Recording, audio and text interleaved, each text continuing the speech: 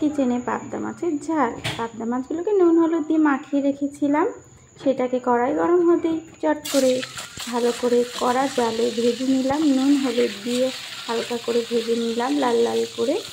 তারপর একটা মশলা বানিয়ে নেব। আমি আগে থেকে পেস্ট করে রেখেছিলাম সর্ষে, পোস্ত, নুন, হলুদ, লঙ্কার গুঁড়ো, কাঁচা লঙ্কা বাটা সব একসঙ্গে কালো জিরা ফোড়ন দিয়ে দিলাম।